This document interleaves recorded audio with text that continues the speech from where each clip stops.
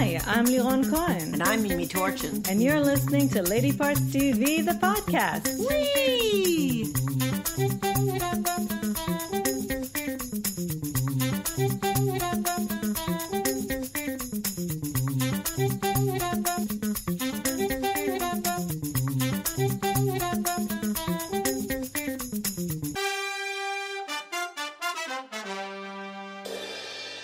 Hello, everybody. Hello. And welcome to podcast number 101. We're starting a new 100. Now we're just like yesterday's news. When it was 100, now it was we're very working exciting. toward 200. And check this out. For our first...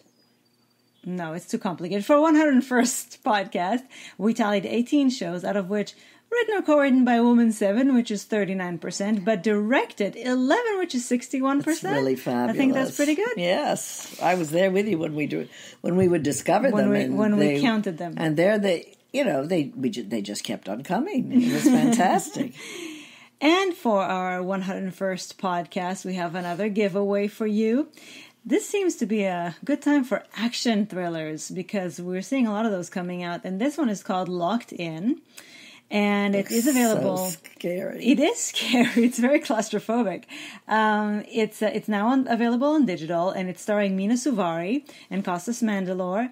And it's really high octane action thriller.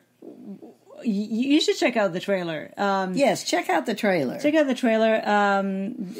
Mina Suvari plays a woman. I don't know if she works in this storage facility, which is, this is a new wave of thrillers. It's all about things that are high tech. Mm-hmm. I don't want to smart anything. I want dumb everything. Well, because storage is pretty dumb. I mean, I don't this think one is a high tech storage facility. Oh, I see. Yes, and she's kidnapped. She's locked in it. Her daughter is involved in this somehow too, and it's all about this. Her captors are looking for some diamonds, and they don't know which room it's in. Right. Yeah. And so it looks very, very suspenseful. Yes, it looks scary. Yeah. And I think it's going to be. I think the women are going to be brave. Oh, yes. And mother-daughter too. Hopefully come out on top. Mother lioness. Because there's a scene you'll see in the trailer where Mina says to either one or both of them, "You don't scare me." I was like, they scare me. And I'm not even in the movie. Right. So we have 5 digital copies to give away of Locked In, starring Mina Suvari. So just if you are interested, send us a message on Instagram or send us an email to ladypartstv@gmail.com and tell us you want it. And the first 5 who do get it. It's yours. It's as simple as that. And now we have a new movie to review for you. And Game of Thrones fans, it has nothing to do with Game of Thrones. But it does star Amelia Clarke. Who's trying to show everybody that she can do much more than rides and dragons. Exactly, which in itself is quite an accomplishment.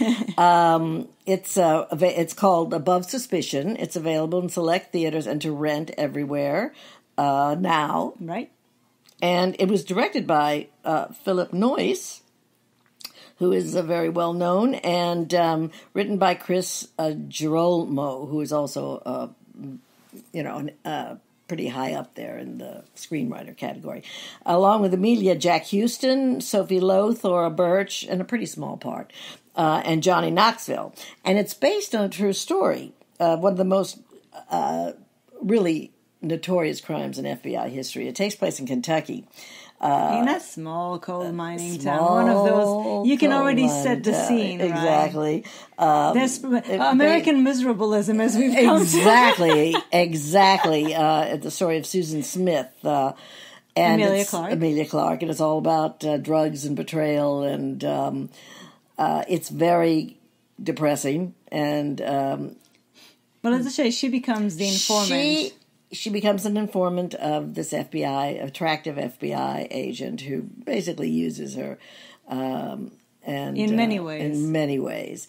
And she is fantastic. Now, most of the things I've ever seen Amelia in, other than Mother of Dragons, the Daenerys, are very sweet roles. You know, the one with Emma Thompson, You Without Me. Right, Although you the one with me Emma Thompson, she was a hot mess.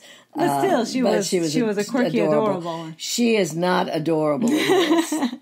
She is trashy and drug addicted and really talk about a hot mess. But she is fantastic. She has a great Kentucky accent that never falters, and she's just like a little ball of fire because you know she's only about 2 feet tall. I mean, she's just this tiny little dynamo, and I liked it very much. It was very gritty. It's very gritty. It's very depressing. You know something gosh, I kind of wish I didn't know right from the beginning. Yeah. But it's all right. I'm not even going to tell you what that is. You'll find out when you watch it. And I recommend it to any Amelia Clarke fans or people who like this kind of American miserableism. It's a very good film. It's not uplifting in any way, but it is a part of America, of probably any place in the world that has these little pockets of well, and that's what he's going for. He uses her desperate desire to get out of there and to change her life, even though she's stuck in a cycle. And yes, and she has 2 children, right, and right. So and it's a true story. So yes. It was very good. It's interesting because when I heard it was Susan Smith, I thought, oh my God, it's about the woman who drives herself and her 2 children into... Was that the name? A river, yes, or a lake. Well, Susan Smith is kind of like John Smith. I know, but still, to have 2 criminals who do something quite terrible, and she had 2 children. I said, is this where this is leading? But no, it's not where it's leading. So it's called Above Suspicion. And it's available now. It's available now, and Amelia Clarke, that's all you need to know. I just want you to know, by the way, that I have considered getting Mimi a T-shirt that says "Mother of Squirrels" and "Mother of Chipmunks." I haven't decided which one yet. Maybe both. Well, because the chipmunks haven't. They have come, but it's only the beginning of the year. Now, this is really cool too. It's a new series called miniseries. It's a miniseries. Thank goodness it wasn't more than 4 episodes because we gobbled them up one afternoon. I had so much to do that day. Leron said, well, let's watch one episode so we can talk about it on the podcast. No. I think after the second episode, I looked at Mimi and I said, is this going to just be one of those days? And I said, yeah. It's already one of those days. And yes, it's going to be. We just spent 4 hours in front of the television in the middle of the day. It's called The Drowning. It's going to be on Sundance Now and Acorn TV. It is there. They're both there now. It takes place in Dublin, and it stars Jill Halfpenny or Haypenny, I'm not sure how they pronounce that, Cody Mulco, Deborah Findlay, Jonas Armstrong, and Rupert Penry Jones. And a woman has lost her child in a drowning, but well, they never found him. No, they never found his body, exactly. Right. And they assumed that he drowned. Several years later, she sees a boy who looks just like he would look at this time, and she becomes obsessed with him. They become she insinuates herself into his life, and then we'll let you see what happens. We'll let you see what happens after that. Exactly. There's what I loved almost more than anything about it is every time we thought there was going to be a trope because it was heading that way, it wasn't. Right. They surprised us at every turn. They defied all the conventions. Yes. Because this is a genre of its, like a subgenre, you know. Yes, exactly. The kind of the missing, there are a lot of those stories. And the obsessed mother, the possibility that maybe the father is abusive or stole the boy or... So we are savvy viewers, and we know usually what to expect. And when there's a comfort in that too, but we are especially excited when shows manage to surprise us. And this one really constantly surprised us. And I think that's one of the reasons, besides the fact that it's very suspenseful and very well done and very well acted. that we couldn't stop watching. Yeah, and also, if it were a book, we would have read it in one day. Right, and also what I loved is that the lead character is really kind of unlikable, especially at the beginning. She kind of grows on you later, but you can't help but wanting to follow her because she's very original and very compelling. And again, you don't kind of know what to expect of her. Right. She also surprises you, and you understand her passion. You understand why she's behaving that way, and you want to know the truth. Exactly. Right. It was a really, really, really well made show, and I'm happy that it was contained in 4 episodes, so you could kind of have a beginning, and a middle, and an end that was satisfying, and they didn't drag it out. We really enjoyed it. Recommend it. Yeah, really recommend it. It's called The Drowning, and I think you will like it very, very much. Yes, and it has a dual premiere on Sundance Now and on Acorn TV. So take your pick. You can watch it either place. Now I have a new documentary to tell you about. It's called Crime of the Century. It's premiering on HBO. It's a 2-night premiere. It's a docu-series, I guess, because it's two episodes, May 10th and 11th. And it's directed by Alex Gibney, who, if you've seen the documentary Going Clear about Scientology, that personally, my mind was blown by that. It was very well made. And it's made in association with the Washington Post. I think both episodes, each episode is 2 hours, so it's really intense. When you sit down to watch it, just kind of take a deep breath before you do. And I'm not sure that all of you will be able to watch it. I had to quit after about an hour and a half of the first episode because I was starting to have palpitations. It was so disturbing. But it's very important. Even if you can only watch part of it, or if you can watch it in pieces, maybe not to consume it all at once, I think it's really... even though I didn't see it, from what you tell me about it, I think it would be better to not binge it. Yes, not even... I mean, even if you need to kind of make the episode piecemeal, watch it, because I think 2 hours of that is just... It's like sensory overdrive, or maybe it's just me. But I'll tell you what it's about, and I really encourage you, though, to give it a chance, because it's important that we all know it, because it affects really almost everybody. And this is all about the opioid crisis in America. And how it happened. Which this movie shows was not, oops, crisis, oh my God, how did that happen? But a very methodical and sinister process that was pushed by Big Pharma, basically, in collaboration with the FDA, or I should say people in the FDA, because it's not the FDA entirely, it's people who worked for the FDA, and could be had, and later even switched teams and quit the FDA and started working for Big Pharma.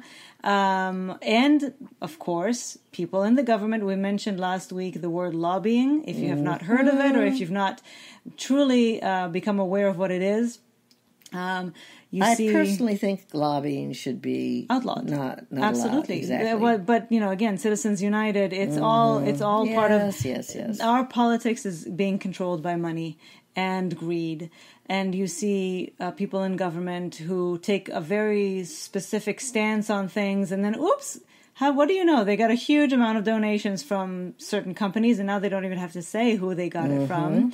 Also, if you've not seen, this is a little bit of a deviation, but if you've not seen the movie 13, Eva DuVernay's documentary, one of the very many important things that you will learn there is how sometimes people in government, representatives, will bring forth a bill that was completely written by a corporation and handed to them to submit for approval. Many times. They didn't even write it.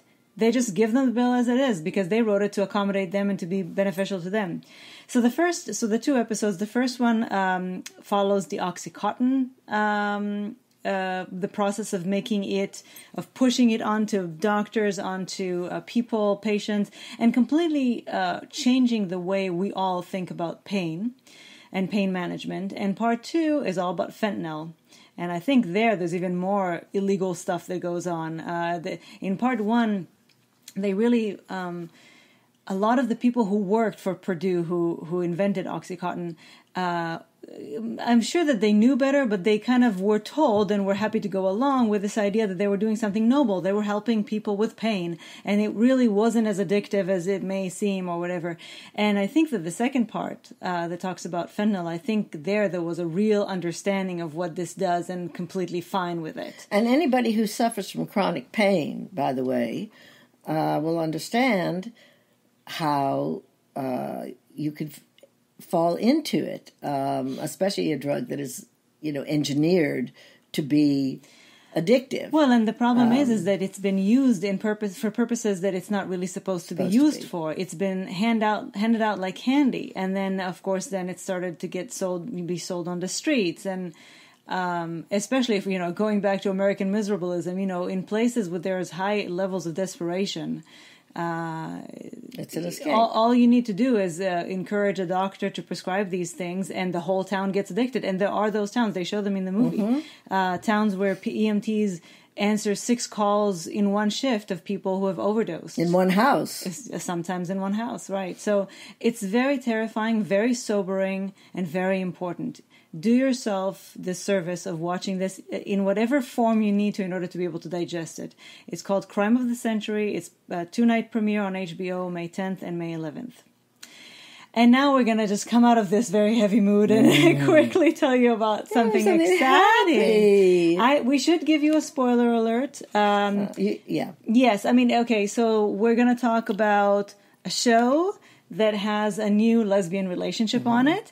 It's already aired. Right. The first, actually, if you look at the episode before that, we could already see it happening. And last week, Mimi and I turned to each other and said, could they be going there? So before we tell you what show and who's the lesbian, we're going to, we'll give you a two-stage spoiler. Okay. Here's the first spoiler if you don't want to know the show or the couple, if you just want to give yourself the time to watch and find out for yourself. In case you haven't. Well, we should tell them what the show is. Well, no, this is in case you don't want to know, you want to find out for yourself whether or not you're watching the show. Okay. If the week has passed and you watch all your favorite shows and nobody showed up, then come back and find out maybe you're not watching this show, and you should be. And you should be. Although we have told you about it many times, especially this season. Because it's so good. Right. Especially good this season. So this is spoiler number 1. Okay, so now we'll tell you which show it is. Oh, okay. Now we'll tell you which show it is, and then we'll give you a spoiler for if you don't want to know which character, okay? But you will know once you know which immediately. show it is. If you're as savvy a lesbian you viewer don't even have to are. be savvy. It's the only one I think it could possibly be at this particular point. If they've kept up with it, if they're current, So, New Amsterdam, yes, which has been really blowing our minds this season. So good. So humane, so modern without beating you over the head with issues. And talking about defying tropes and subverting conventions. Every time we think, they're going to go, we've seen this story already, they really give it an original flair, twist, right? And we've really been enjoying it, and it has so much heart. Yes, it's a wonderful show, and the medicine is good too. The medicine is excellent, and there's enough of it because sometimes, oh my God, the Grey's Anatomy and Station 19 episodes we had yesterday. I need medicine. I need Why am I watching this? Give me something. Well, and they were both just. I think that they thought they were May Sweep's.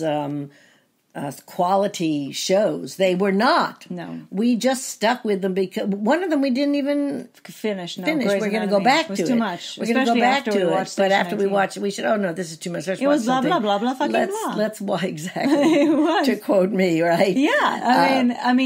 Even when talking about important subject matters, it depends on how you serve them to your audience. You have to do them in somewhat of a dramatic way because we're watching a show. Yeah. I didn't, tune in to watch a TED Talk. I tuned in to watch a drama. Yeah. And I'm tired. And, there's a reason why I want big medical things and big fires and stuff, because I need a little bit more of excitement. I need something more fun. Well, it's sometimes we need it's some cardiac arrests and some. Well, we did get a cardiac arrest, to each her own. Yes. Just no broken fractures, please. No, open fractures. Open fractures. I'm good with them. You're the one who is. I'm good with everything. I'm good with everything except for things that have to do with eyes. you also have a problem with impalements. Impalements. Oh, gee. Do you think I'm the only one who has a problem with impalements? Oh, my God. I really only have problem with eyes. Only thing they have to do with eyes. Anyway, we're digressing. We're digressing. But so now we're going to give you a spoiler. We're going to tell you who it is. So it's Janet Montgomery's character with Shiva Kalaselvan, who plays Layla, who you have seen an arc that is pretty much the entire season has been going on, of this woman who was sleeping in her car. Right. And she had been a doctor in her country, but she had to, she was being like an Uber driver. Right. And she gives her a closet in the hospital to sleep in. And at some point they are... Because she helps her actually save a life when she brings in a patient. Right. And actually in this episode, we already hear that she's passed her test and she can now practice medicine in America, which is, it's wonderful. And so at some point they find that she's in the closet. I never even thought of that. Brilliant. She wasn't actually. Janet Montgomery wasn't. Right. Anyway, and so she said, "Why don't you come live with me?" And in the episode last week, we see them both kind of brush their teeth together in a dual vanity, which is something that we see all the time on HGTV. Or don't see, and people wish desperately for. As people who live in New York, the concept of having two sinks in one bathroom that you have a bathroom. That you have a bathroom that's not like down the hall. Yeah, exactly. So when we see them kind of standing in front of the mirror and brushing their teeth together, we say, "Oh, this is very harmonious, isn't it?" Right. It's very familial and comfy. And sure enough, the episode this week opened with Layla planting a kiss on Lauren, and Lauren being very confused by it. And of course, we assume that it's because she had never kissed a woman before. And for all we know, she hasn't. No, I'm assuming she hasn't, but that's not the reason. She's not in the closet. She just, Well, I thought, again, that it was going to go that way of, she'll have to figure it out for herself and blah, blah.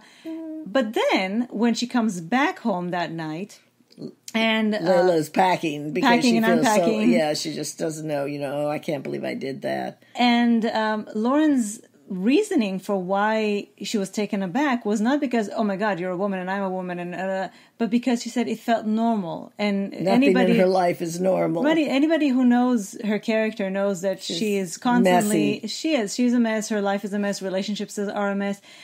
And this felt normal, and I loved that's what they did. Fantastic. I was so excited to hear that, and again, I applaud New Amsterdam for just really taking things to a whole new level. The show is written so well. It really, really is. And I appreciate the intelligence and the care they take not to give you the expected.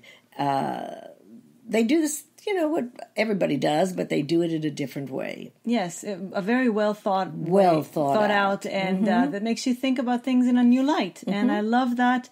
Again, applause. This was thrilling. I think they have chemistry. Yes, I'm looking forward to seeing what happens. Speaking of all the above, lesbians, what do you think? Is Station 19 going to really separate Maya and... It looks that way. And what's her name again? Why am I losing names? I'm losing names, too. The lovely Italian... Well, that's her name in real life. Anyway, I don't know. I really hope that they are just messing with us. Although I don't understand why they should. Why mess with the lesbians? Haven't we been messed with enough? Enough, exactly. But I really hope. Tell us what you think. LadyPartsTV@gmail.com. Are they going to break them up or are they not? Doesn't look too good if you watch the previews either. Yes, but it should look promising because the trailer usually pushes the opposite. Right?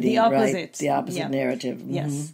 So anyway, this was us today. This is us today, and we already have lots of new stuff waiting to be talked about next week. And I think this was a good episode because everything is worth seeing. Oh, absolutely.